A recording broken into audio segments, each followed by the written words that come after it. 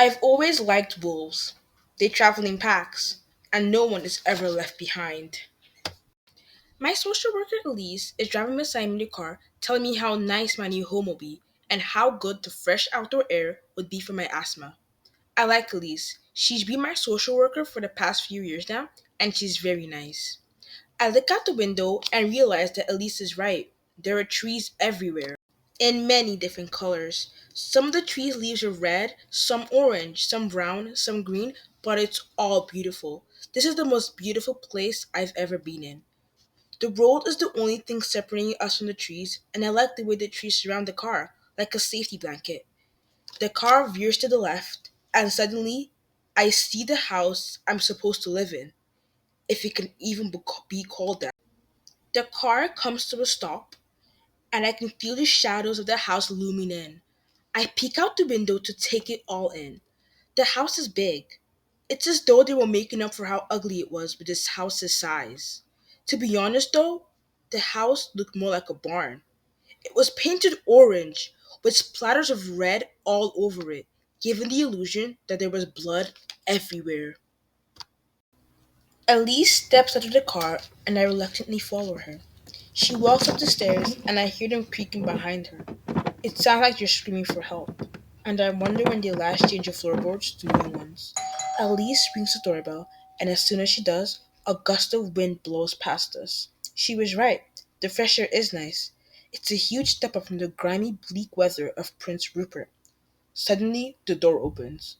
They step out of the darkness as though they're trying to intimidate Elise and me. Hi! I squeak out, and my soon to be foster parents smile at me. They look me up and down, and when they decide I'm good enough for them, they let Elise and I come in.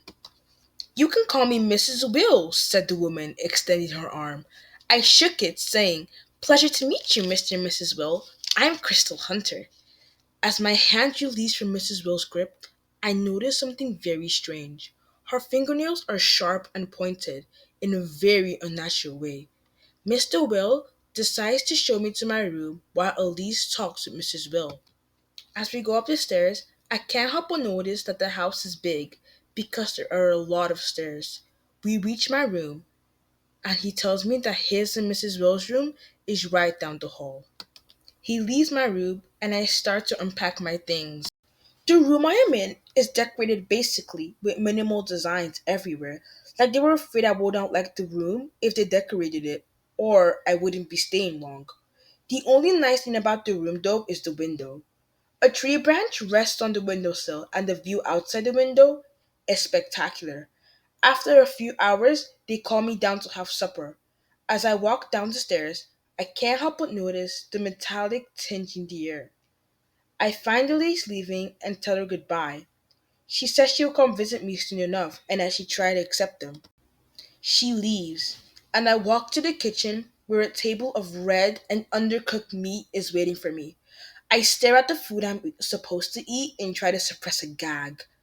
Crystal, are you not hungry? Mrs. Will says. I am hungry, just not for this. I just don't like rare steak, I mumbled back to her.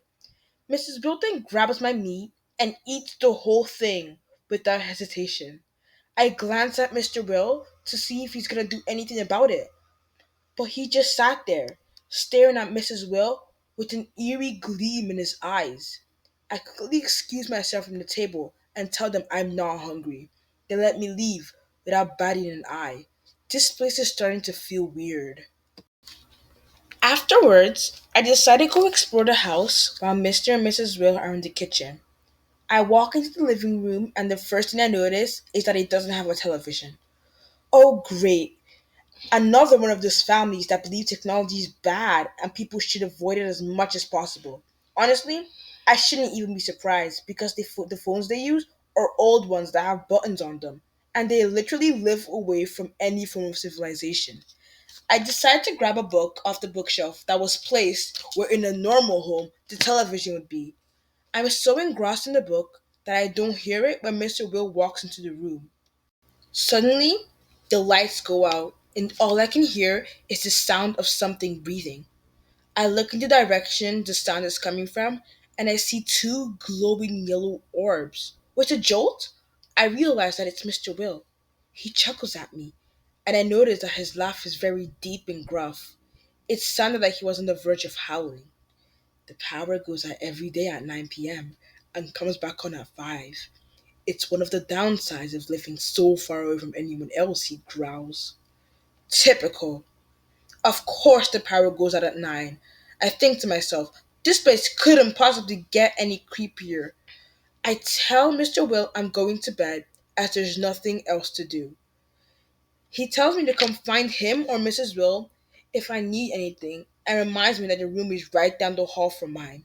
When he says that though, he starts laughing hysterically, like he just said a hilarious joke, except I don't get the joke. I quickly tell him goodnight and go to my room before creepy things start to happen. When I get to my room, I sigh. The first few hours at this new home, and it's already not going so well. I wake up drenched in sweat. The darkness that surrounded me felt threatening, like I was gasping for air, and it was enjoying watching me struggle. I decided to go use the bathroom and realized that I didn't know where it was. I remember the bathroom being near Mr. and Mrs. Will's bedroom door though. As I walk down the long corridor, I realize how quiet it is here. The only thing I can hear is the sound of crickets coming from outside. I reach the end of the hall and notice an unsettling glow coming from Mr. and Mrs. Will's bedroom door. I knock. No answer. I knocked again, and still no answer. I decide to push the door. It creaks open slowly, revealing an empty bed that no one has lain in. My heart starts to pound as I realize you're gone. I'm sweating badly again, and my head is starting to throb. Slowly, the room starts to get brighter. I look up and see the source of the light is coming from. It's from the window. Tonight, the moon is bright and full, and I could almost hear the wolves howling in the distance. Suddenly, I notice where the light is pointing at. It's a door, an incredibly old looking door. I take a step towards the door and try to open it, but it stays firmly shut. Something falls from underneath it, though. It's a piece of paper. I open the paper and notice that it has words written on it. But it's not just words, though. It's names. Different names. With ages next to them. Rudolph Raines, 12. Charlotte Brown, 14. Chris Hatler, 13. And many others. They're all kids and roughly around my age. I look around the room I'm in and finally find the bathroom that brought me on these journeys anyways. I decide to go back to bed. I wake up surrounded by darkness again for the second time this week. With the cold spreading throughout my body, I get out of bed and towards the window where I notice the moon at once. It's the fullest and brightest I've ever seen it. My stomach growls and I decide to get a snack. On the way to the kitchen, I noticed that my foster parents' room was empty again, but this time the sheets were all torn up and messy, instead of it being unsettlingly neat like last time. I reach the kitchen and start to grab a snack when I hear a howl, a blood curdling, spine chilling howl. It doesn't sound like any animal I know, because this howl seems too emotional and too sound to be a howl from a regular wolf. I go peeking out the window to see if I can spot the animal that made the noise. I had just managed to get a view of everything before I heard a crash. I don't know what I was thinking when I decided to leave the house and find whatever it was that made that sound. But by the time I had come to my senses, I was in the forest and had no idea how I'd gotten there. All I know is that I heard a crash and suddenly I was grabbing a jacket and sprinting out of the house. By the time I stopped running, I was out of breath and weak. Out of the blue, I hear a rustling in the bushes and remind myself to keep walking. I walked and walked and walked, and after what felt like hours, I finally saw the large orange house. I made up my mind that this was a good place to sit down and rest before continuing my journey, and sat down on a large rock near me. It was a terrible mistake, because as soon as I sat down, I saw the eyes. Four large, scary, yellow, unblinking eyes.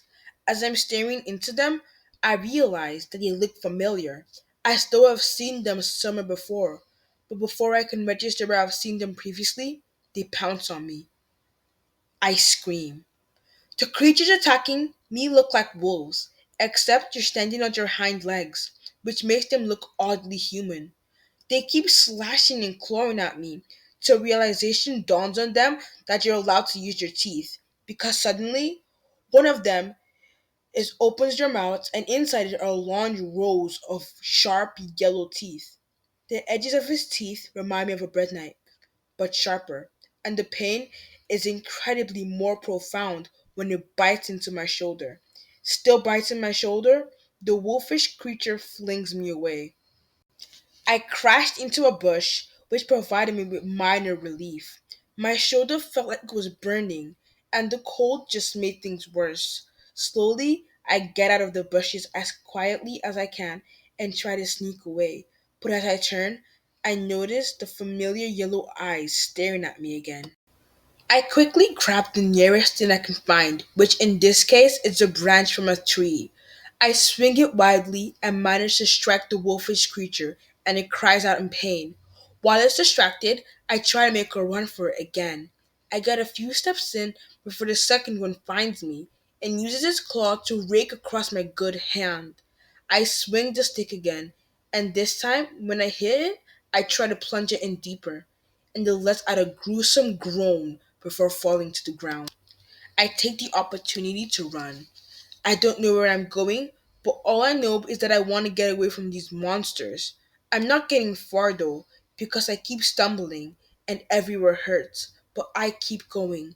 I can't let them find me again. After a while, I noticed that it started to get a little brighter. Not a lot, but enough. I glance around and the orange house comes into view. A sigh of relief floods through me as I start to walk towards the house. I hear a howl from the direction I've just come and remind myself I must keep going. As I reach my front lawn, the pain finally gets to me. I collapse.